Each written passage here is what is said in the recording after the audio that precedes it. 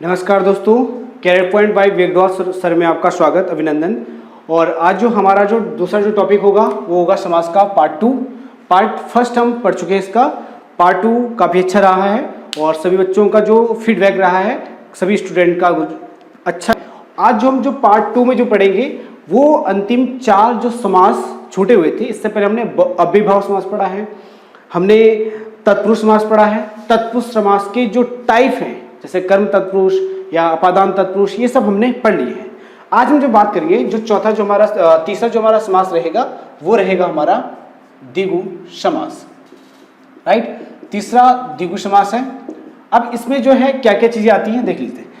शब्द वही डेफिनेशन 2 या 3 शब्द से ज्यादा, क्योंकि हमें सिर्फ समझना है कि आखिर द्विगु समास के अंतर्गत क्या क्या है। राइट, द्विगु समास यानी कि जिसका पहला पद क्या हो, संख्यावाची हो। क्या हो, पहला पद क्या होना चाहिए, संख्यावाची होना चाहिए या संख्या से युक्त होना चाहिए। मतलब इसका यह है कि शब्द आपके पास कोई भी हो, लेकिन पहला पद यानी कि उसका जो शब्द होना चाहिए वो संख्या से युक्त हो। जैसे इसका एग्जाम्पल जो जाएंगे आप देखते चले, आप नोट भी करते चले ताकि आपको बेस्ट से बेस्ट पता चल पाए। राइट, जैसे एक नॉर्मल जो एग्जाम में पूछा जाता है, जैसे चौराहा पूछा जाता है। राइट, क्या पूछा है, जैसे चौराहा, ये इंपॉर्टेंट है, स्टार बना दिया गया है। चौराहा मतलब क्या होता है, 4 राहों का क्या हो जाएगा, 4 राहों का समाहार। 4 राहों का समाहार बोल सकते हैं हम लोग, या इसे सिलेक्ट करके समूह हम बोल सकते हैं। हमारा काम समझना है, पीएचडी नहीं करना है, क्योंकि जितना उत्तराखंड के एग्जाम में पूछा जाएगा, पुलिस के एग्जाम में पूछा जाएगा, सीटेट यूटेट में पूछा जाएगा, आप बस उतना फोकस करो। सीटेट में 30 में से 30 हमारा टारगेट है। उत्तराखंड में एसआई का जो एग्जाम जो 100 मार्क्स का होता है, 90 तो मैं अपनी ओर से बोल रहा हूं, 10 आप पे डिपेंड करता है, आप उस चीज को अच्छे से दोहराते हो, रिवीजन होता है नहीं होता है। क्लियर। तो ये जो 4 राहों का समाहार बोलो चाहे 4 राहों का समूह, 4 राहों का समूह मतलब एक इधर से आपका इधर से, यहां पे जो मिल रहे हैं इसे क्या कहते हैं, चौराहा कहते हैं। क्लियर इतना। जैसे नेक्स्ट, जैसे षड ऋतु, एक पॉइंट आता है, जैसे षड ऋतु किसे कहते हैं, 6 ऋतुओं का एक समाहार या समूह बोल सकते हैं हम लोग। अठन्नी हो जाएगा, जैसे अठन्नी बहुत बार पूछा गया है। अठन्नी किसे कहते हैं, 8 आनों का क्या हो जाएगा, 8 आनों का समूह। अठन्नी का निर्माण करते हैं, 8 अलग अलग आने एक साथ हुए अठन्नी। जैसे पंचामृत क्या हो जाएगा, पंचामृत। 5 अमृत, 5 अमृतों का समाहार।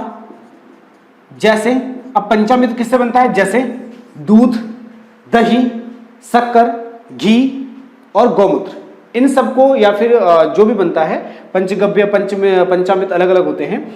फिर भी जो 5 अमृत हैं जो आपके पास नाम दोहराए गए थे अभी, जैसे कि आपका घी हो जाएगा, शहद हो जाएगा, जल इत्यादि जो भी, तो इनसे जो पंचामृत जो बनता है, तो ये 5 अमृतों का क्या हो जाएगा, एक समाहार हो जाएगा। राइट, षड ऋतु हो जाएगा, अठन्नी हो जाएगा, पंचामृत हो जाएगा, शताब्दी हो जाएगा, दशाब्दी हो जाएगा। ये सारे के सारे क्या हैं, ये द्विगु समास के एग्जाम्पल है। क्लियर। इसमें से एक कुछ जो कंफ्यूज हो रहा था, जैसे त्रिनेत्र, ये अपवाद है, डिस्क्रिप्शन में आपको मिल जाएगी। नेक्स्ट, इसके बाद जो हम बात करेंगे द्वंद्व समास, क्योंकि इसके बाद जो आपका कर्मधारय और आपका जो बहुब्री बचता है वो उतना, क्योंकि वो मिलता जुलता समास है। द्वंद्व समास, द्वंद्व मतलब झगड़ा, जहां पे एक दूसरे के विरोधी हो, ये चौथा है। एक दूसरे के विरोधी होने का मतलब, पहले तो इसमें कर दीजिए कि जिसमें या जिस समास में क्या होता है, जिस समास के दोनों पद, जिस समास के क्या होंगे, दोनों पद क्या होते हैं, प्रधान होते हैं। जिस समास के क्या होंगे, दोनों पद प्रधान होते हैं। एक तो ये बात हो जाएगी। जिसमें क्या होगा, जिसमें योजक चिन्ह का, जिसमें योजक चिन्ह, योजक मतलब जो बीच में लगता है डैश, जिसमें योजक चिन्ह का प्रयोग किया जाता है, जिसमें क्या होता है, योजक चिन्ह का प्रयोग किया। तीसरा, जो पद एक दूसरे के क्या हो जाएगा, जो पद क्या हो जाएगा, एक दूसरे के विपरीतार्थक हो, विपरीतार्थक होते हैं, मतलब अपोजिट, सुख का दुख, लाभ का हानि, इस प्रकार के शब्द क्या होते हैं? विपरीतार्थक होते हैं। योजक चिन्ह, अब मैं इसके एग्जाम्पल आपको बता देता हूं योजक चिन्ह के साथ। जैसे हमने लिखा सुख दुख में कौन सा समास है, इसको देखो, इसमें क्या हो जाएगा? इसमें योजक चिन्ह का प्रयोग भी है। ये पद एक दूसरे का विपरीतार्थक है तो ऑफकोर्स इसमें क्या हो जाएगा? द्वंद्व समास हो जाएगा। जैसे राधा कृष्ण, क्या ये द्वंद्व समास का एग्जाम्पल है? हाँ है। लिंग के आधार पर ये एक दूसरे के विरोधी हैं, एक दूसरे से अलग है, एक महिला है एक पुरुष है, आप इतना समझ सकते हैं। राधा कृष्ण हो जाएगा, सुख दुख हो जाएगा, लाभ हानि हो जाएगा, लाभ हानि हो जाएगा, जैसे ऊपर नीचे हो जाएगा, ऊपर नीचे हो जाएगा। तो इस प्रकार के जो उदाहरण होते हैं, इस प्रकार के उदाहरण या इस प्रकार के जो शब्द विपरीतार्थक पूछे गए हों या फिर एक दूसरे के विरोधी हों, उसमें क्या हो जाएगा? हमेशा सारा का सारा द्वंद्व समास होगा, राइट। इसके एग्जाम्पल भी आपको पीडीएफ के माध्यम से बता दिए जाएंगे, ठीक है। तो इतना आप देख लीजिएगा, और इसमें द्वंद्व समास को समझने के लिए समझदारों के लिए सारा ही काफी होता, आपको पता है। तो अगर आपने इस 3 पॉइंट अगर पढ़ लिए हैं तो आपने इसको जान लिया है, क्लियर। अब हम बात करते हैं कर्मधारय समास। कर्मधारय समास महत्वपूर्ण ही नहीं बल्कि बहुत ही ज्यादा महत्वपूर्ण है। कारण इसका यह है, ये आसानी से समझ में नहीं आता है। बच्चा क्या करता है कि कर्मधारय समास को कभी कभार बहुब्रीहि भी समझ लेता है, और बहुब्रीहि समझना भी गलत नहीं है। एग्जाम्पल ही कुछ ऐसे हैं उसके कि कभी कभार लगता है कि बहुब्रीहि होगा, कभी लगता है कर्मधारय होगा। जैसे इसमें आपको 2 चीज याद करनी है कि इसका जो पहला पद होगा, इसका जो पहला पद होगा वो विशेषण होगा, पहला पद विशेषण, और दूसरा जो इसका पद होगा, दूसरा जो इसका पद होगा वो होगा विशेष्य। विशेष्य अर्थात विशेष्य को आप जिसकी समझ कर, जिसकी बोल दीजिए, जिसकी, जिससे, बहुत इतना, इससे समझ में आ जाएगा। कैसे आ जाएगा कि विशेष्य यानी कि जिसकी हम क्या करते हैं, जिसकी हम तुलना करते हैं, कोई व्यक्ति विशेष। विशेषण किसे कहते हैं? जिससे क्या की जाती है? जिससे तुलना की जाती है। जैसे आपने सुना होगा विशेषण के, जैसे गुणवाची विशेषण सुना होगा, संख्यावाची सुना होगा आपने, है ना। तो ये अलग अलग प्रकार के विशेषण होते हैं। एग्जाम्पल मैं आपको बता देता हूं, जैसे कि नवयुवती, जैसे नवयुवती, इसके उदाहरण हैं, और ये इतने इंपॉर्टेंट एग्जाम्पल आप लोगों के लिए लाए गए हैं कि पेपर में इनको ही आना है। पूर्णतः कोशिश किया कि यही आएंगे। अगर बाई द ना आ पाए तो आप एक एग्जाम्पल के माध्यम से ही पूरा का पूरा कर सकते हैं। इतने के माध्यम से भी आप पूरा का पूरा इसको समझ सकते हैं। आपको आज की बात ना तो बहुब्रीहि में ना ही कर्मधारय में कोई डाउट या संदेहास्पद स्थिति नहीं हो सकती, क्लियर। जैसे नवयुवती, युवती क्या है इसमें? जिसकी विशेषता किसकी बताई जा रही है? युवती की। युवती कैसी है? नव यानी कि नई। तो इसका जो टूटेगा, हाँ एक चीज, एक शॉर्ट ट्रिक ये भी है कि जिस समास का विग्रह करते समय है जो या फिर के समान का प्रयोग किया जाता है तो उसमें भी कौन सा हो जाएगा? आपका कर्मधारय समास हो जाएगा, राइट। ये मेरे अनुसार भी है, क्योंकि हमें बस समास समझना है, क्वेश्चन आपका गलत नहीं जाना चाहिए, राइट। नवयुवती यानी कि नई है जो युवती, क्या हो जाएगा? नई है जो युवती, क्लियर। अब वही बात इसमें हो जाएगी, अगर ये बोल दे कि नवयुवक में कौन सा हो जाएगा, तब भी क्या जाएगा? नया है जो युवक हो जाएगा, ये तो हो जाएगा नया है जो युवक। अब नेक्स्ट एग्जांपल जो उसका आएगा, चंद्रानन, इसका क्या जुड़ेगा? ये बहुब्रीहि का एग्जांपल हो सकता है या कर्मधारय का होगा। चंद्र के समान है जिनका आनन, सिर जाएगा। देखिए चंद्रानन कभी कभार होता है ना, चंद्रमुखी, चंद्र के समान है जिसका मुख, और कभी कभार चंद्रशेखर, चंद्रशेखर तो शंकर जी का पर्यायवाची हो जाएगा। चंद्रशेखर यानी कि माथे पर है चंद्र जिनके, शेखर, अर्थात क्या जाएगा? बहुब्रीहि समास। तो चंद्रानन एग्जाम्पल जब पेपर में पूछा गया था उसको बहुब्रीहि कर्मधारय उसका सही आंसर दिया गया था। क्यों दिया गया था? चंद्रानन चंद्र के समान या चंद्र के जैसा है आनन, अर्थात मुख जिसका, है ना। किसका मुख है? बस इतना पूछा गया था, और ये पेपर का यूपी डेट का क्वेश्चन आप देख सकते हैं। कभी पेपर उठा लेना, आपको यूपी टेट में मिल जाएगा, चंद्रानन को जो सही आंसर दिया गया है वो आपका कर्मधारय को दिया गया है। लेकिन वो डिपेंड करता है, वो ऑप्शन पे भी उसका निर्धारण किया जाता है कि अगर ऑप्शन में बाय द वे आपका कर्मधारय नहीं है तो बहुब्रीहि करेंगे, अगर बहुब्रीहि ही ऑप्शन में नहीं है तो आपका कर्मधारय करेंगे। लेकिन मेरा मानना यह है जो उसका जो सही आंसर जो दिया गया था वो आपका कर्मधारय ही दिया गया था। क्लियर इतना? राइट। अब चंद्रमुखी जो जाएगा, चंद्रमुखी जो एग्जाम्पल है ये भी आपका कि चंद्र के समान के चंद्र जैसा मुख या चंद्र जैसे मुख वाली, तो क्या जाएगा, ये भी क्या चंद्र जैसे मुख वाली अर्थात ये भी क्या जाएगा, ये भी आपका कर्मधारय समास जाएगा।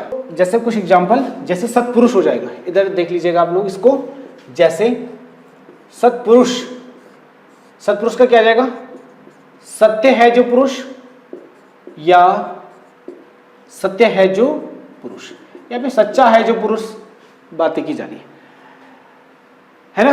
वो अल्पसंख्यक क्या इसमें जा सकता है, अल्प है जो संख्या में अर्थात अल्पसंख्यक। आप इसको अल्पसंख्यक को नोट डाउन कर लीजिए, ये भी इंपॉर्टेंट है। और अल्पसंख्यक क्या हो जाएगा, अल्पसंख्यक, इसको नोट डाउन कर लीजिए, ये इंपॉर्टेंट है। अल्प है जो संख्या में अर्थात क्या हो जाएगा, अल्पसंख्यक। क्लियर इतना? ये एग्जाम्पल जो दिए गए हैं आप बस एक दो को समझो, इससे संबंधित जो भी प्रश्न आएंगे आप उनको स्वतः कर लोगे, इतना मुझे विश्वास है। राइट। शेष आपको पीडीएफ के माध्यम से मिलना ही मिलना है, आप उसकी जब जितनी जब प्रैक्टिस करोगे एक आधा बार जो भी है आपको अच्छे से बन जाएगा। क्लियर?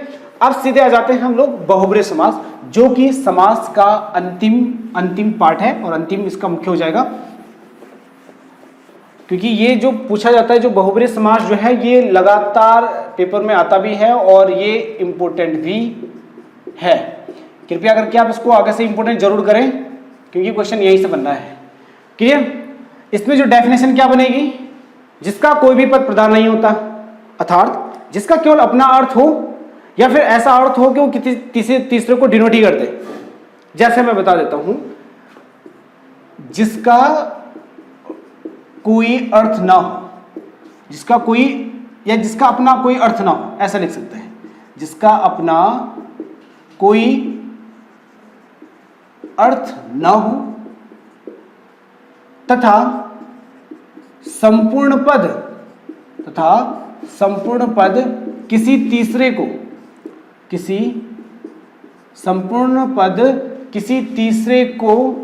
इंगित करता हो, संपूर्ण पद किसी तीसरे को इंगित करता हो।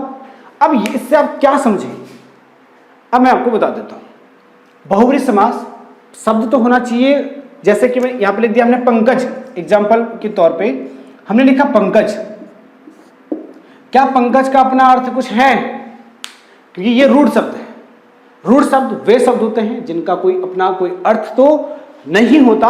सॉरी, ये आपका योग रूढ़ शब्द है, योग रूढ़। रूढ़ शब्द का तो केवल अपना ही जाएगा, ये योग रूढ़ शब्द है। योग रूढ़ शब्द वे शब्द होते हैं कि जिनका अपना अर्थ ना होकर के किसी तीसरे को डिनोट करते हैं, योग रूढ़ शब्द हो जाएगा।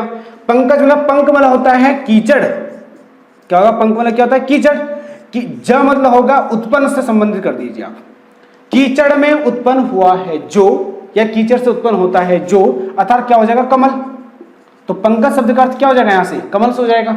दूसरा एग्जाम्पल, जैसे हमने क्या करा, वीणा पाणी है ना, तो वीणा पाणी शब्द का अपना कोई अर्थ है, हो सकता है, अर्थ हम करेंगे तो सबका हो सकता है, लेकिन अभी वीणा पाणी का जो अर्थ हो जाएगा, इस अगर सामासिक तौर पे देखें तो वीणा पाणी का जो अर्थ हो जाएगा, वीणा पाणी का क्या अर्थ हो जाएगा कि वीणा है पाणी अर्थात हाथ में जिनके, क्या हो जाएगा, वीणा है, बच्चों समझ में आ रहा है ना आपके, वीणा है हाथ में जिनके, वीणा है हाथ में जिनके अर्थात कौन, मां सरस्वती।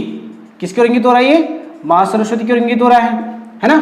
जैसे नील कमल का क्या हो जाएगा, जा सकता है इसमें, नीला है जो कमल नहीं जाएगा। नीलकंठ जा सकता है इसमें, नीलकंठ जा सकता है, यह कर्मधारय का एग्जाम्पल भी है। नीला है जो कंठ, खत्म, कर्मधारय ऑप्शन में ना है और फिर भी आपको नीलकंठ पूछ रहा है तो वहां पे बहुब्रीहि समास हो जाएगा। कारण सिर्फ एक है कि नीला है जो कंठ या नीला है कंठ जिसका, हम ये करेंगे फिर नीला है कंठ जिसका, किसका है, भगवान भोलेनाथ का है, किसमें जाएगा, तो यानी कि नीला है कंठ जिसका था शंकर जी, तो यानी कि ये क्या हो जाएगा, बहुब्रीहि समास का हो जाएगा।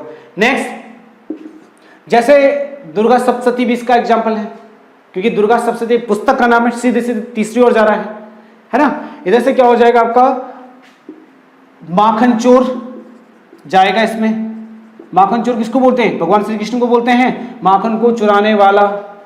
आज के डेट में कोई माखन नहीं चुराता, सिर्फ भगवान श्री कृष्ण ने माखन चुराता सभ्य तरीके से, ये सभ्य चोरी थी। तो इसलिए माखन चोरी यानी कि श्री कृष्ण को और इंगित कर रहा है। पीतांबर, एक होता है पितांबर, एक होता है पीतांबर। तो पीतांबर जो ये वाला है बड़ी ई के साथ जिसको हम लिखते हैं, ये बहुब्रीहि का एग्जाम्पल है। बहुब्रीहि का एग्जाम्पल इसलिए क्योंकि पीत है जो अंबर या पीले हैं वस्त्र जिनके, अर्थात श्री कृष्ण। नीलांबर, नीले हैं वस्त्र जिसके, अर्थात दाऊजी। तो पीतांबर हो जाएगा, नीलांबर हो जाएगा, चक्रपाणी हो जाएगा, है ना। कौन सा जाएगा, चक्रपाणी हो जाएगा। जो हमने लिखे हैं जैसे नीलकंठ हो जाएगा, वीणापाणी हो जाएगा, पंकज हो जाएगा, जलज हो जाएगा, जल से उत्पन्न होने वाला। ये सारे किसके एग्जाम्पल हैं, ये बहुब्रीहि के एग्जाम्पल हैं। अब मुख्य भाषा में लेके आऊंगा आपको कि जिस शब्द का अपना कोई अर्थ ना हो, लेकिन संपूर्ण पद जो है या संपूर्ण शब्द जो है किसी तीसरे को क्या करता है, प्रदर्शित करता है, बताता है, तीसरे के बारे में सीधे सीधे बता देता है अपना अर्थ ना दे करके, तो उसे हम क्या कहेंगे, बहुब्रीहि समास कहेंगे। जो कि एग्जाम्पल आपके पास है, जैसे पंकज हो जाएगा, वीणापाणी, चक्रपाणी, नीलकंठ, चक्रपाणी हो जाएगा, इधर पीतांबर, नीलांबर। ये सारे एग्जाम्पल किसके हैं। एक लाइन में मैं इसके एग्जाम्पल ये भी बता सकता हूं कि संपूर्ण भगवानों के नाम, अब सही रहेगा, जितने भी संपूर्ण भगवानों के जो नाम हैं, भगवानों के नाम या वो नाम जो भगवानों को इंगित करते हैं, वो सारे के सारे एग्जाम्पल किसके होंगे, वो आपके बहुब्रीहि समास के एग्जाम्पल होंगे। क्लियर। तो ये संपूर्ण समास का हमने पार्ट 2 तक कंप्लीट कर लिया है।